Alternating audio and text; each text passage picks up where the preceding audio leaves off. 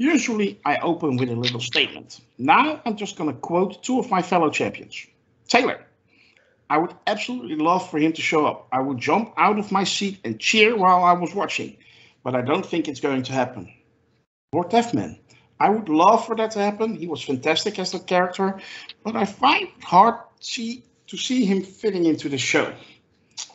Well, I guess there was a lot of cheering this week among the champions, and some shame, I guess.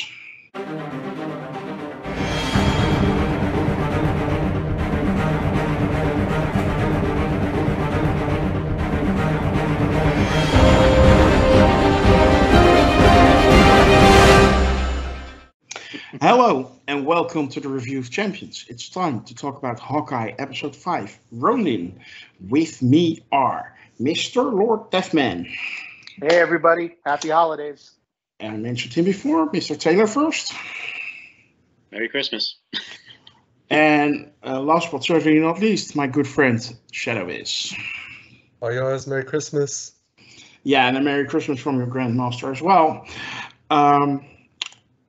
We are going to talk about Hawkeye Episode 5, but before we do, I would like to ask you all to hit that like and subscribe button and maybe join our forum on Sakar, sakar.freeforums.net. It's a fun forum. If you join and you want to, you can even be on the podcast review. We love to have you there. We welcome everybody. And we're going to talk spoilers. So if you haven't seen this episode called Ronin, go check that out first and then come back to the video. Well, let's just dive right into it. Biz, go first. General thoughts? Yeah, it was a great episode. It's probably the strongest episode so far, I think. Even though it didn't have that much action, but there was a lot of, I would say, character growth, development. Obviously, there was the surprise cameo at the end, which we'll get into later. Lena is always good to see. She's awesome. She kind of steals the show when she appears. But yeah, great episode. Those are my general thoughts. Lord Deathman? I have to agree with Biz. Great episode, my favorite so far. I thought they did a lot as far as the character development and pushing everybody's arcs a little further along. And much like Biz, I also just consider Lena to be the MVP of the episode. Great actress in Florence Pugh. And I don't know, it feels like when I see her in this episode, she's elevating it to that movie quality status that you don't quite get on Disney Plus. Disney Plus is very close to the theatrical movies with the way these series are set up. But I don't know. She just brings a little bit more gravity to it. So it was great to see her have a little bit of action, a little bit of dialogue, expanding on her story. And Hawkeye's confrontation with Echo was also a big plus for me in the episode as well. Okay. So great episode overall. Taylor? Yeah, it was a great episode. There was a lot of progression made in this episode on all of the various subplots that were going on, including the murder mystery subplot, the Echo subplot, the Yelena's ongoing story, the Kingpin and the behind the scenes plot. So there was a lot of and of course Kate Bishop's journey, which we're seeing throughout this. There was a whole lot of growth there, and good setup for the finale, which I really have no idea what's going to happen. Mm-hmm. Well, there are some fan theories out there of what is going to happen, and we'll get to discuss that later. Yeah, I love this episode as well. There's a lot of emotion as well in this episode, which really hit home. It already started with that opening scene. Seeing basically the snap and the blip from Yelena's perspective. It's like a 5-second thing, which basically was 5 years, which was impressive. And of course, the thing that hit me the most, and then I will go back to the panel, is when Clint was having this little talk with Natasha in front of the sign in the middle of New York. Where the Avengers first gathered, which was a nice little touch, by the way. There was a plaque on the wall there. So overall, a fantastic episode. And I don't know how they do it, but every episode seems to be better than the previous one. So that promises a lot for the finale. Taylor, did they miss a beat anywhere? Or I don't think so. I don't think they missed a beat at all. Jack is in jail. We don't know at this point. We don't know if he's a good guy or a bad guy. We don't know if he was framed by Eleanor or what. We do know that Eleanor hired Yelena. At least that's what Yelena said. But was she forced to do that? There's a picture of her with a guy who's known for forcing people to do stuff. So we don't know the whole story there yet. The conversation with Yelena and Kate in Kate's apartment was excellent, extremely entertaining. The two of them talking to each other, and just the way it went down. Yelena, she just, like Lord Deathman says, she just fills the room. She just steals scenes. And there was a good conversation. And my takeaway from that conversation, I see a lot of people, saying that Yelena completely dismisses Kate Bishop. And I think that scene was the exact opposite. I think Yelena still has her plan to kill Hawkeye. And she sees Kate Bishop as an obstacle, as someone who will get in the way. Not saying that she couldn't take Kate one-on-one, but if she's fighting Hawkeye, she doesn't want to have to be watching her back looking for Kate. So that whole visit was psychological warfare. It was deterrence. It was to scare Kate Bishop away and to get her out of it. And as we saw in the confrontation with Echo in the parking lot, it didn't work. Kate came back and is still backing up Hawkeye. And that was a great scene too. I loved how Hawkeye took out the sniper boyfriend and the other tracksuit guys. And then they had a great little fight scene with her, and then he told Echo, a little food for thought about maybe she's looking at this the wrong way. Maybe she should think a little bit deeper about what happened to her father, and who actually is responsible for it. So again, each one of these scenes are just setting up the future. So I don't think they missed a beat anywhere. Yeah. I personally also love that fight on the parking lot, Lord Deathman. You agree? I adored that fight in the parking lot. I thought it was one of the, if not the most excellently choreographed fight of the series. And they've already had a couple that are standouts to me. I, for one, love the opening. They really had me at even pre-fanfare, before you hear the sort of Marvel theme music. They had my attention because before you get to that fanfare, you return to the world of the Black Widows, basically. And they're trying to liberate a Black Widow who they think is still under this chemical sort of subjugation. But it turns out she, has just pursued a career as a killer because that's her choice. And I kind of like just going back to that world. It kind of reminded me of Natasha, and it kind of paid off from the movie Black Widow in terms of seeing that Yelena was still going around freeing Black Widows from that chemical influence. So they had me from the get-go at this episode. But there are a lot of great interactions with Kate and her mother in particular. And they sort of, they're further developing the story, but they're still not giving you all of the answers. And I think they've balanced sort of kind of trolling you with like, here are all these elements that are still in play. But I have to say, once again, my favorite element of this entire episode is Florence Pugh as Yelena, really continuing the standout run from the movies, playing the new Black Widow. And if this is what they're going to give me for Young Avengers, and it's of this quality with regards to Haley Steinfeld and Florence Pugh, then I'm all in. And this is coming from a Young Avengers kind of detractor. I'm not on board yet. And I even have to confess that even Echo became somewhat more likable to me in this particular episode as they furthered her story along. So fantastic episode, great work. And again, my favorite in the series thus far.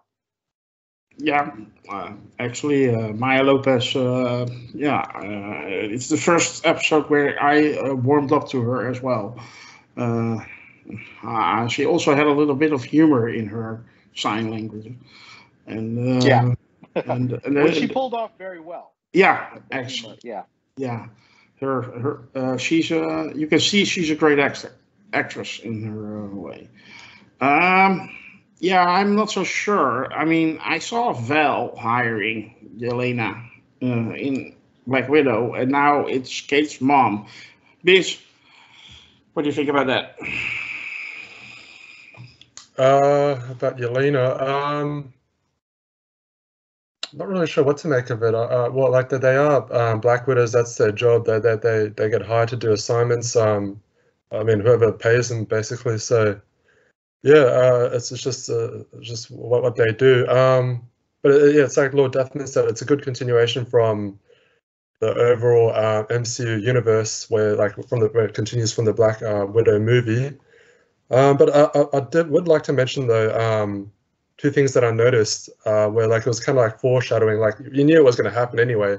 But did anyone notice in that fight scene was pretty good actually? That was awesome between Echo and Ronan, where Ronan got like super dark. I mean, Hawkeye got super dark, and he basically became Batman the way he fought. Like he was all stealthy and snatched him like from the shadows. Like you couldn't really, I mean, you couldn't like see what he was doing, basically. But yeah, like within that used car lot, did anyone notice where the what the company was called? It was No. Fat Man. So that's I yeah. think that- I'm Yeah, sorry. yeah. So that What did you say? the sign said the sign was Fat Man. Yeah. So Oh. that there was like foreshadowing Kingpin. Yeah, yeah. Mhm. And there was also like another thing like at the end um, where they were just getting away from that confrontation with Hawkeye, where they were in their car, and then they got out of the car, and then Hawkeye gives Kate Bishop the arrow. Mhm. So that's kind of like Handing over the mantle. exactly handing over the torch. Yeah. So I thought that was pretty good. Like just before the finale as well, where things are about to happen. Like it's going to be interesting that finale because there's obviously swordsmen in play. There's Kate Bishop's mother, Kingpin, Kazi also appears to be blackmailed by Kingpin, like Taylor suggested earlier. Like Kingpin has a knack to force people to do what he wants them to do by various means. Yeah, it will be very interesting how that's all going to play out. I'm not sure if I have enough time to do all that because a lot of things are in the mix, but we'll see how that goes. That's for sure. Yeah. Very excited. Yeah. A lot can happen in 45 minutes or an hour. You never know. Maybe the finale will be a little bit longer. Taylor, you follow up? Yeah, no, I think Biz is right. I don't think they are going to close out all of this stuff in the next episode. I think they're going to close out the main plot of this, the murder mystery plot. But I think it's going to set up for either for other seasons or for things to be resolved in the Echo series or other Marvel products. I don't think we're going to get 100% closure on everything that's going on in this show in one episode. I mean, unless it's like a feature-length episode, who knows? Yeah. That's it's highly unlikely that they will close up all plot lines. Well, yeah, I think we all agree it was a great episode, and we can't fault it that much. And we absolutely love the show, I guess. So far, how much? Well, let's see that by rating this week's episode.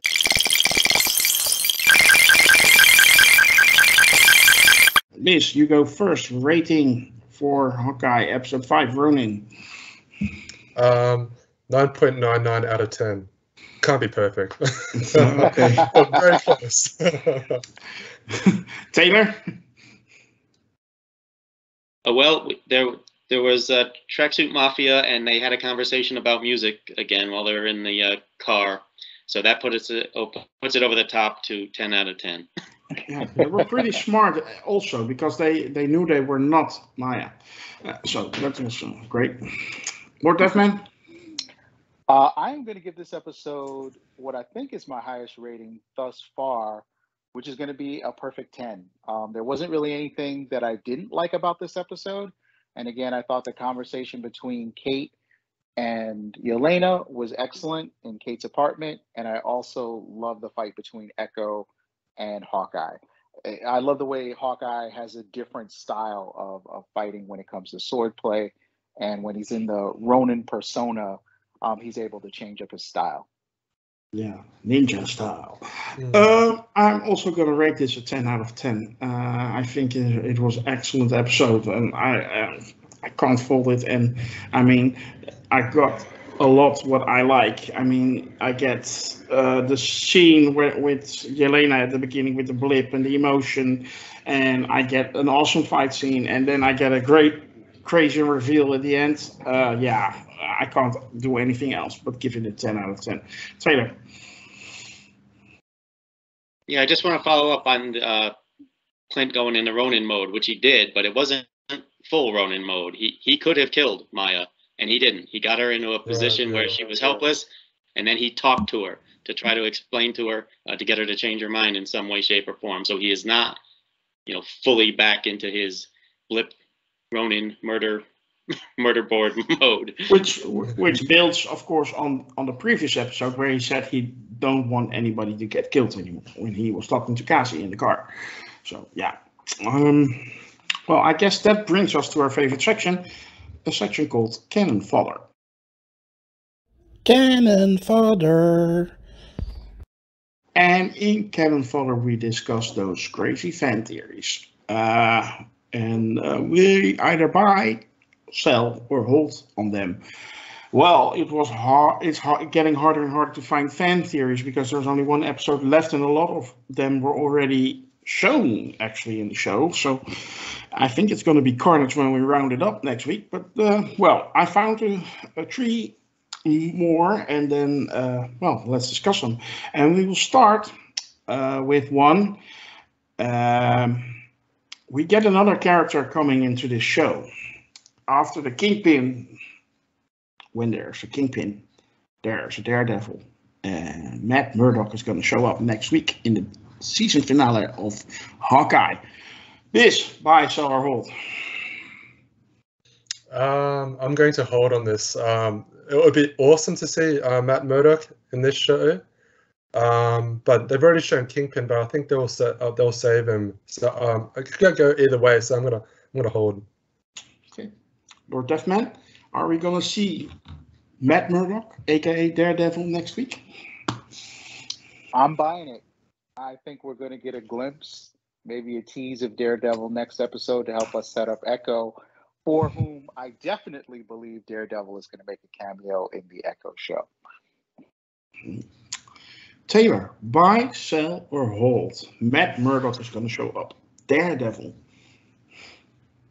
I'm gonna sell. I don't think he's gonna show up in this season of this show. Yeah, you think they're gonna wait showing Charlie Cox as the Matt Murdock or Daredevil? Yeah, I think they're gonna wait. Okay. Maybe it's in the theater this weekend. I don't know. I haven't seen the movie yet, but I don't think he's gonna show up this next episode. Okay. I just don't. We just finished talking about how much stuff they've already got on their plate for this next episode. I don't think they're going to put another major character like that in there. I could be wrong. I just don't think so. Okay. Well, just have to wait and see. Last week we discussed a theory about a Rolex and it being Laura Barton's Rolex, and she used to be called Bobby Moore's. Well, we've got a variant theory on that one. The Rolex is actually Phil Coulson's, and it will tie Agent of S.H.I.E.L.D. to the MCU because the Rolex contains clues to the whereabouts of Bobby Morse, Mockingbird, the Agent of S.H.I.E.L.D. Bobby Morse. And, well, Bobby Morse is then Laura's sister. That is the theory the fans came up with this week. So, Taylor, what do you think? Bobby Morse from Agent of S.H.I.E.L.D. is actually Laura Barton's sister, and the Rolex used to be Coulson's, and it contains clues to her whereabouts. Wow. Fans have a lot of time on their hands, don't they? That's what I was thinking of. That's very specific. Yeah, it is. It's really specific. I'm just because it's so specific and so out there, I'm going to sell that one. I think it'd be cool to see some sort of tie into Agents of S.H.I.E.L.D. into the rest of the MCU, but I don't think we're going to see it with that Rolex.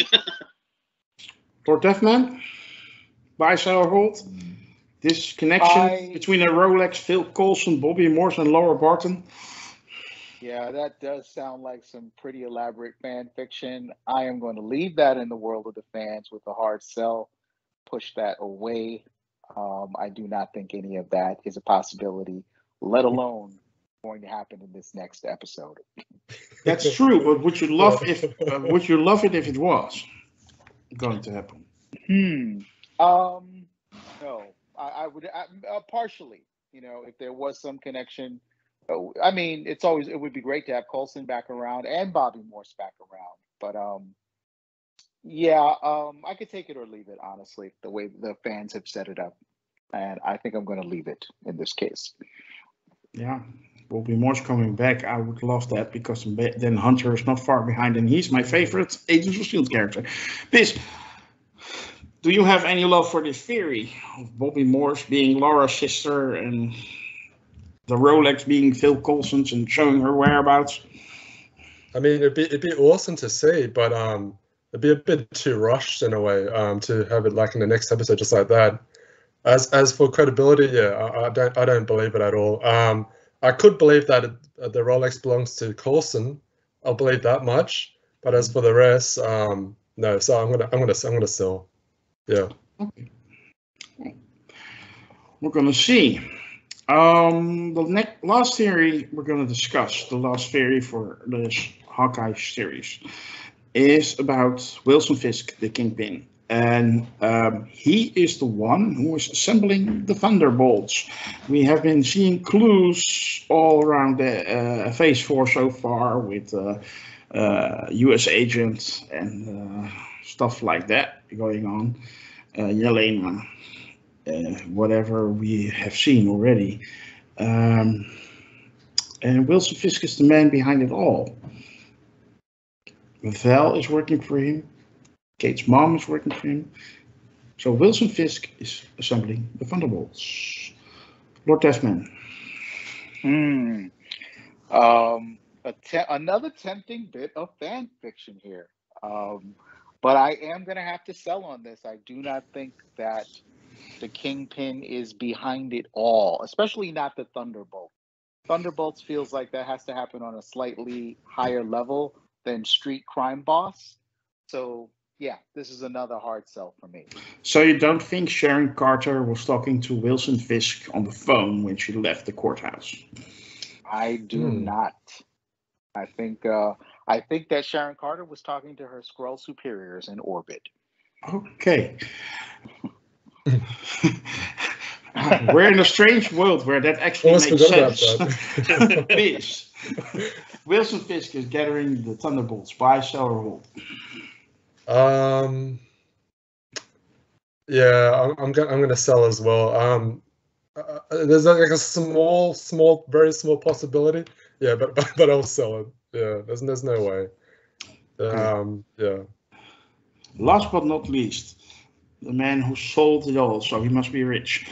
Taylor, buy, sell, or hold on the theory that Wilson Fisk, aka the Kingpin, is gathering the Thunderbolts. I'm gonna sell also. I think what's going on. I think whether it was Fisk or Eleanor or they're working together or under Fisk's orders, whatever. Eleanor hired Yelena, but you don't go directly to Yelena. You have to go through Val. Val is like the manager of whatever organization that Yelena is working like for. A broker. Right, the broker, exactly. So if anyone is putting together Thunderbolts, I think it's Val at this point, but I don't think that's even a very high possibility at this point. So yeah, I definitely don't think it's the Kingpin. Okay. Well, you guys heard it. We're not believing a lot this week, but yeah, we'll never know. Maybe we will get a hard bill next week when all the fan theories seem to be right and we are all in the wrong. We're still undefeated, but it's going to be close. Yeah. Judged on the previous theories we've been selling and what happened. Well, that will conclude our review for episode 5 of Hawkeye, Ronin. before we finish, I would like to ask you all to hit that subscribe button and notification bell on YouTube. Follow us on Twitter, like our Facebook page, join the forum on Cigar. That way, you will never miss us, and we won't have to miss you. Bye.